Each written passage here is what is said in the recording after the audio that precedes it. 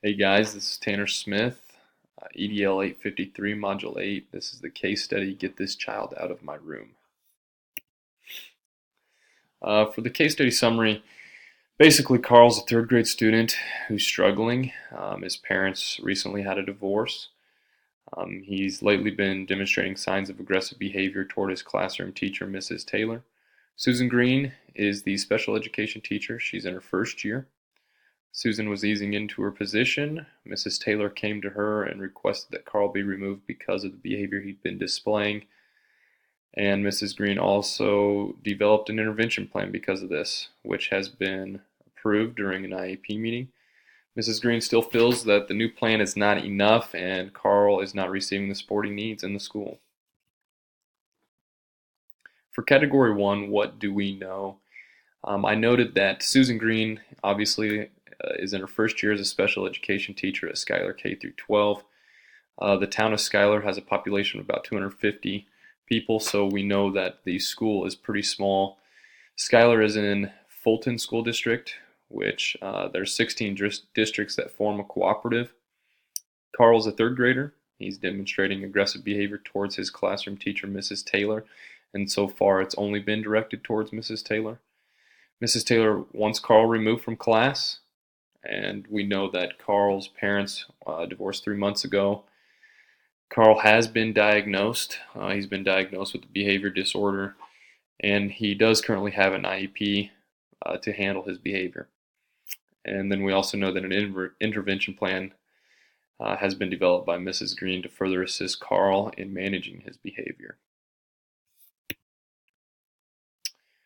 What I think we need to know still, there's still some questions such as has Carl had any prior incidents? Are those incidences documented? What are some of the specifics of the IEP and the new intervention plan?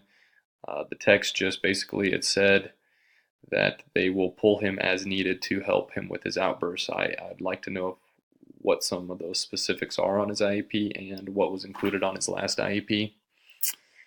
Are paras present in the classroom? Is he receiving some help in the classroom besides just Mrs. Taylor? I'd like to know if Carl's receiving counseling, either in or out of school, to help deal with his emotional state right now. Is Carl currently on medication? Medication was mentioned during the intervention plan or the second IEP meeting. And I'd like to know if Carl's on that medication or on any medication. What has been the involvement of the administration? We know that the superintendent approved the intervention plan. There's not a lot to be said about the involvement with principal or assistant superintendent. So I'd like to know a little bit more about that. Has the district special education coordinator, Mrs. Wills, made any observations? Mrs. Green has made classroom observations. I'd like to know if Mrs. Wills has been involved in any observations in the classroom as well. And then last, does the district have a behavioral observation team? I know some schools do have behavioral observation teams where they can come in and observe the student in the environment. And I'd like to know if our school has any policies or teams in place to do that.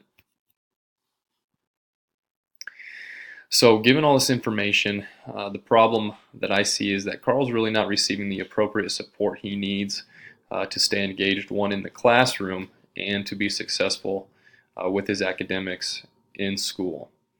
I think this is partly because Mrs. Taylor is not showing enough support for Carl in the classroom. She's been pretty quick to have him removed from the classroom, and also Carl's not receiving support that is necessary, which is utilizing some of the district resources, such as counselors, psychologists.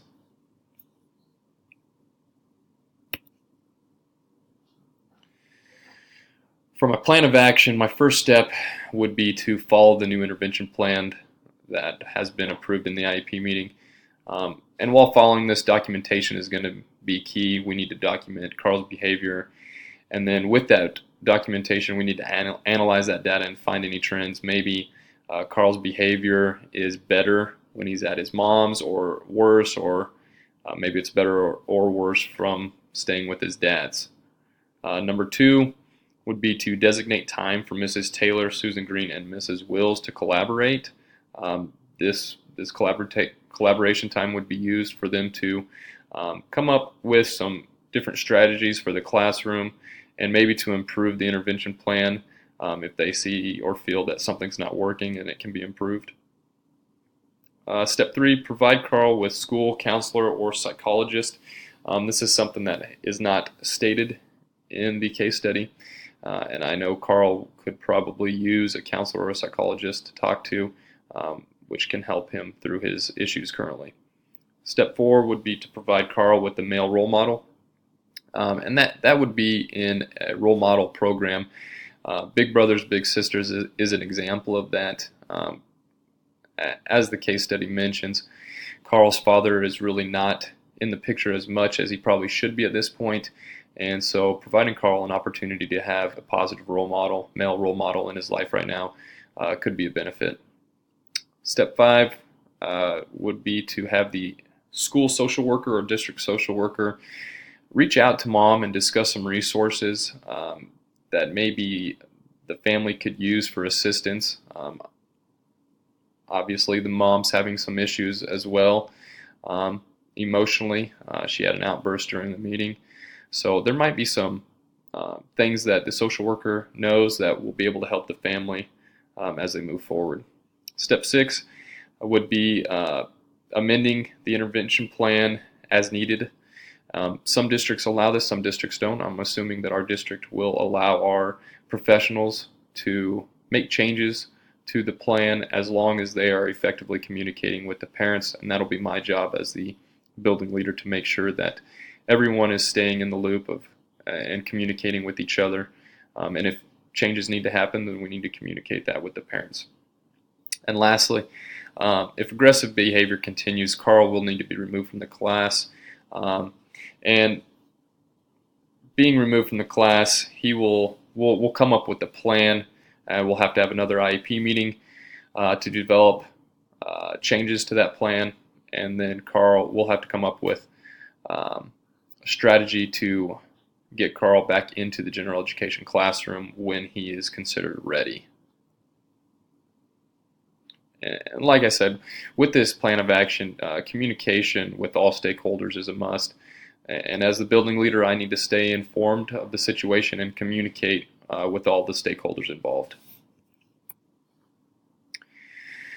Category 3, promoting the success of all students. Number 1, we are removing Carl. By removing Carl, we are limiting the distractions in the class, and we're also allowing him to manage his outbursts and work on that. Next, we're providing Carl with the necessary support by providing him with a counselor or someone to talk to. And then also providing Carl, Mrs. Taylor's third grade class, and Mrs. Taylor safe environments that meet the necessary needs of all the stakeholders. You know, not only are Carl's current issues the school's concern, but also providing a learning environment for all students to succeed. And like I mentioned, pulling Carl out of the classroom, allowing him to settle down, it gives him the opportunity to work on controlling his outbursts, and the students can continue learning in that classroom. And with the extra resources from the district, you know, providing the necessary support for Carl will help his personal struggles and give him the opportunity to talk with someone and receive much needed attention. In the analysis of the case, my thoughts first were that Carl does need more support from the school. I didn't think that we were giving him or using our resources as adequately as we should have been to help Carl. You know, he's a young boy. He's struggling with the divorce of his parents right now, and that's tough. And I think we need to give everything we can to him so that we can help him get through this. I was also feeling that Carl's parents' behavior towards each other needed to be taken into consideration. They did not interact well at the beginning of the IEP meeting, so we're not real sure what Carl may be exposed to at home, but we know that we need to give him the needed attention from our school resources to help him work through that. And then I was also feeling that Mrs. Taylor really wasn't making a legitimate effort to help Carl. Um, she was pretty quick to get him out. She would come to Mrs. Green's office quite often, nearly every day, to try and persuade her to get him out whichever way she could. So that's one thing I wanted to watch out for. And then lastly here, I really value Mrs. Green's advocacy for the student. And also I appreciate and value her professional opinion. I feel that she really wants what's in the best interest for Carl, and she is trying to accomplish that. I also felt like she was probably trying to please too many people at one time, and the focus needs to be on the student at this point. And I think that's what she means to do, but we need to get to that point.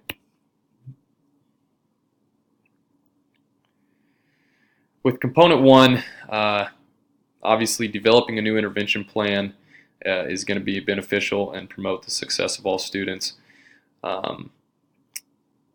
Removing Carl as needed will help limit distractions in the classroom, and it will allow the students to continue learning. It also provides Carl with an opportunity to settle down and get control of his emotions. Second here, collaboration time to improve instructional strategies.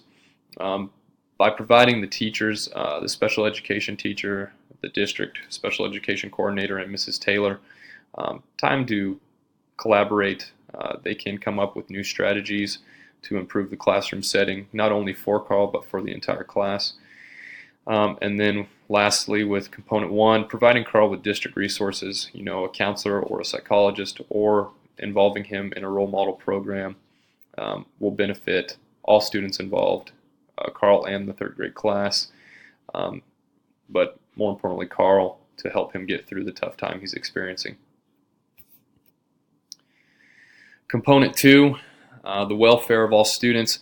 Removing Carl ensures a safer environment for all students. Mrs. Taylor voices her opinion that she is scared in class. I know the behavior has been directed towards her, but she's also nervous for her students. So removing Carl as needed to help him calm down is beneficial for all students and their welfare, and provides a safer environment.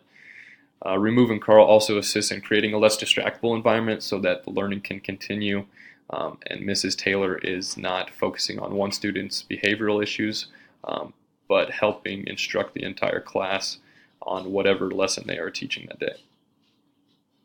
And then once again, the welfare of all students. Carl's welfare definitely needs to be the priority, and that is helped with providing him with a counselor to talk to, or a psychologist, or putting him in a role model program. And then on component 3, instructional capacity, the collaboration time is important. Mrs. Green hit it right on the head. She wanted to work with Mrs. Taylor right from the beginning to come up with a plan that would help her in the classroom handle Carl. And so the collaboration time with the 3, Mrs. Green, Mrs. Wills, and Mrs. Taylor, I feel is necessary and will help not only Carl but the entire class. Then district resources, providing not only Carl but even his mother with district resources to help them get through this difficult time and come up with a plan that will help Carl be successful in school, and we can get him through the 3rd grade and through Mrs. Taylor's class. And then last, social worker. I think I would like to have the social worker communicate with Carl's mother. We mentioned having the social worker communicate with her about resources that might be available to their family in case they are in need. That's all I've got for this case study. Is a good case study. I think something that could definitely pop up in the future as a future building leader. So appreciate it. Thanks.